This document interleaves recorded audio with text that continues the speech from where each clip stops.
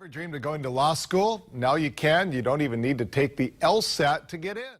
I think it was back in 2014 now that law schools first started taking exams for admission other than the LSAT. The American Bar Association made some changes allowing schools to take up to 10% of their classes with valid exams other than the LSAT, which mainly opened the door for the GRE to rise as it recently has. So since then, it went from University of Arizona and a couple of other lower ranked law schools up to University of Michigan, starting to take some of its own undergrads for acceptance into law school while they were still in undergrad, getting that secured and out of the way. And then finally, recently, Harvard opened the door to allow pretty much any law school to take the GRE instead. Because of course, Harvard being the big brand name it is, being the leader that it is, if it does something, then all the other law schools will consider it to be okay and they'll follow suit. But law schools are doing this for their benefit, not yours. Law schools are getting their tuition dollars either way, no matter what. You're the one who's got to be able to pass the bar and go on to become a successful attorney. And the LSAT has a certain degree of reliability and validity proven that the GRE doesn't really have. A couple of years ago, when these changes first started happening, the Huffington Post had me on their live TV show to discuss what an LSAT optional policy could mean for students and what it means for law schools. So I'll play you a clip from that and then we'll talk more about it. Are we seeing the removal of LSATs? Is this just a way to get more students? I would absolutely agree with that. I think that this is simply a reduction of standards to help no one really other than law schools themselves who need the tuition dollars to support their overhead. I don't think this is good for the profession. I don't think this is good for the applicants or future law students themselves. I think this is simply law schools justifying their need to reduce standards to open the door to get more tuition dollars in the end. So the question remains, what does this change really mean for you? If you already have an LSAT score on file, that score will get reported to the American Bar Association, so law schools will care about that a great deal. They are ranked in the rankings, most importantly, on the applicant's highest submitted LSAT score. So if you took the LSAT, got an official score of, let's say, 150, 155, and you want to go to a top 14 school, and you say, you know what, well, I'll just take the GRE instead and see if I can do better on that.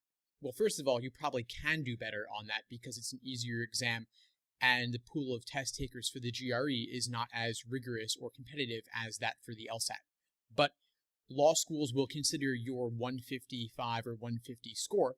They'll have to submit that to the American Bar Association. That's what will count for the rankings. And so even if you got a perfect GRE score, the fact that you have a score in the low 150s will hurt your application. If you haven't taken either exam yet, yeah, maybe you could get in with the GRE if you are truly a math or science wizard and law schools really want you.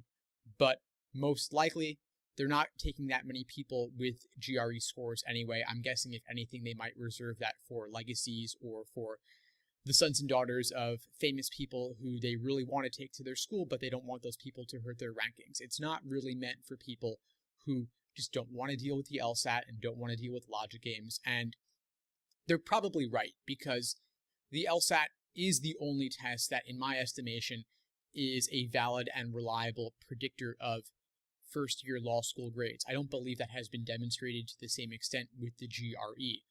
What Harvard Law did is they took people who were already current students, had gotten top scores on both the LSAT and GRE, and said that, you know what, these people, their GRE scores showed that they would do well in law school, but the thing is, these people are at Harvard.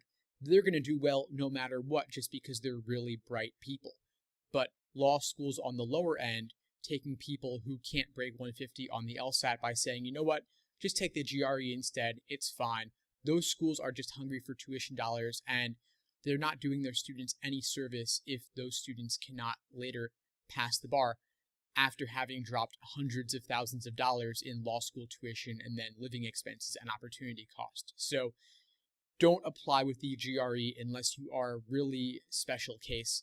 For most people, the LSAT is the game. It's the only game in town. It's the only one that matters. And if you can't cut it on the LSAT, you might have a lot of trouble in law school, and that's a big gamble. It's a big risk. You don't want to take on that debt. You'll be paying it off the rest of your life. So really be careful. Just do your best. Rock the LSAT. There are about 100 old released exams available at the moment.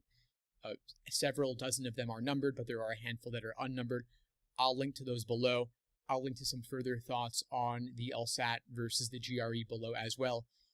If you'd like to find out more, if you have any questions about applying to law school, taking the LSAT, please feel free to reach out. I love hearing from students, and in the meantime, I'll wish you all the best. Take care.